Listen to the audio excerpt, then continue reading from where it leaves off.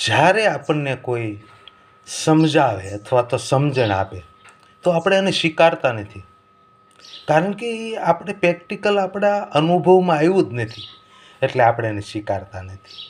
ત્યારે મારે વાત કરવી છે, એક કપલ મેળામાં ગયું હોય અને સાથે 5 વર્ષનો એનો બાબો હોય અને એની આંગળીથી એ દીકરીઓ છૂટી જાય છે અને મેળામાં ખોવાઈ જાય છે.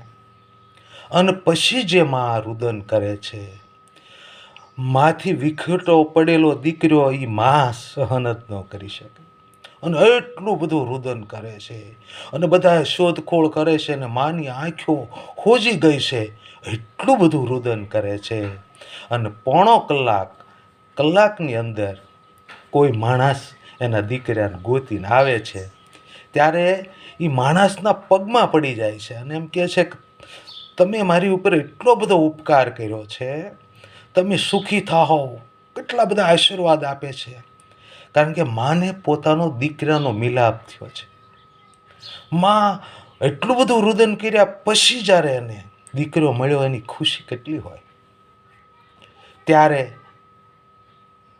એની ઘરવાળી કહે છે કે હવે આપણો દીકરો મળી ગયો, હાલો ઘેરે.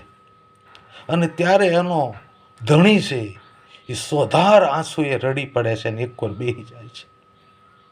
તો કે હવે આપણો દીકરો મળી ગયો, હવે શું કામ રડો છો?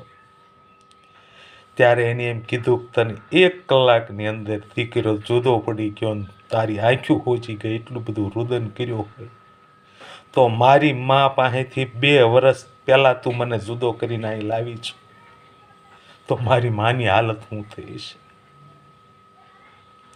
આજે મારી માં કેમ રહી શકી છે, તું કલાક ન રહી શકી, તો મારી માને આ 2 વર્ષ કેવા ગયા છે? અને ત્યારે ઓલી બાઈને ખૂબ પસ્તાવો થાય છે અને એ કે હવે સીધું ઘેરે નહીં, હવે આપણી બા પાસે જવું છે.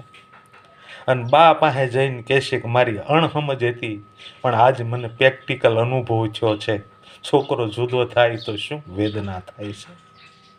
હવે આવી ભૂલ હું ક્યારેય નહીં કરું. ત્યારે જ્યારે આપણા પ્રેક્ટિકલમાં આવે ત્યારે જ આપણે સ્વીકારીએ છીએ. તો તમારે બધાને શું કહેવાનું થાય? નાનકડી એવી કોમેન્ટ કરજો, ફોલો કરજો અને બધાને જય શ્રી કૃષ્ણ.